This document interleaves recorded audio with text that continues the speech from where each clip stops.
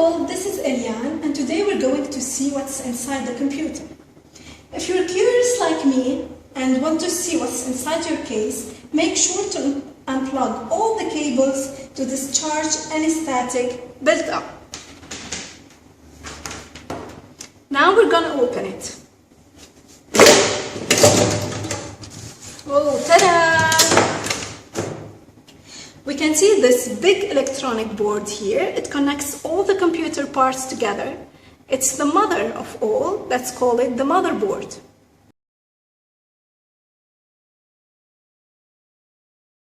This is a big cooling fan. Let's see who's underneath it, who's too hot and like to cool down. This metallic ceramic square is the CPU, or Central Processing Unit. Its nickname is processor. It's the brain of the computer.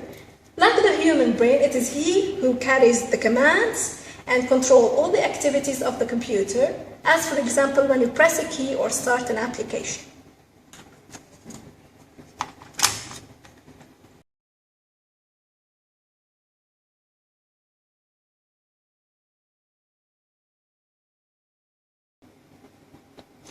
But the computer also has a short temporary memory and a long permanent memory.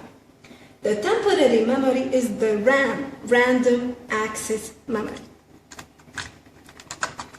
This is the RAM. It stores data or programs while they are currently running, but once the power is off, it forgets everything and the content is lost. Measured in gigabyte, by adding more memory, you can do more things at once.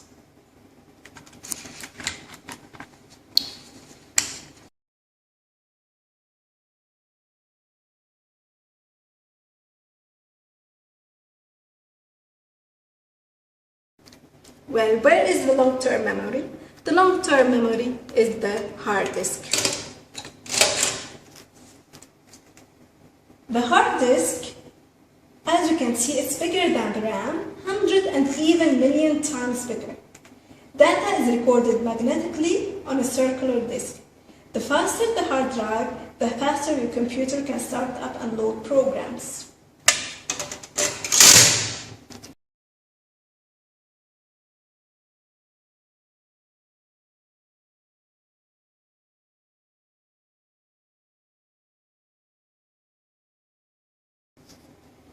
The neighbor of the hard drive is the optical drive.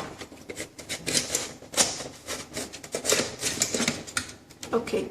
The optical drives allow us to read optical discs like CDs, DVDs, and Blu-rays.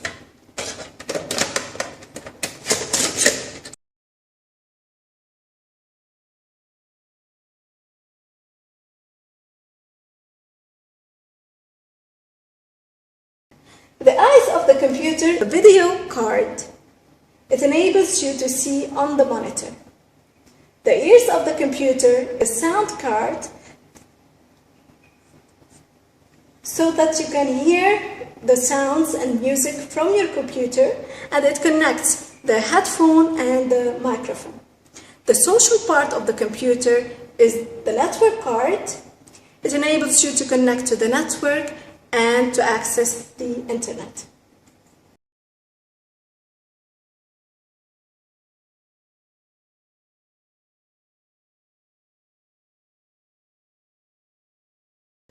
To feed the computer, we need the electricity. The power supply here gives the required amount of power to the computer components. It converts AC current from the wall outlet to the DC current needed by the computer.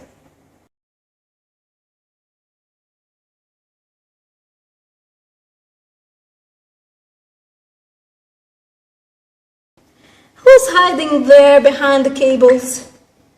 It's the battery. The battery is responsible to feed the real-time clock of the computer and the configuration memory.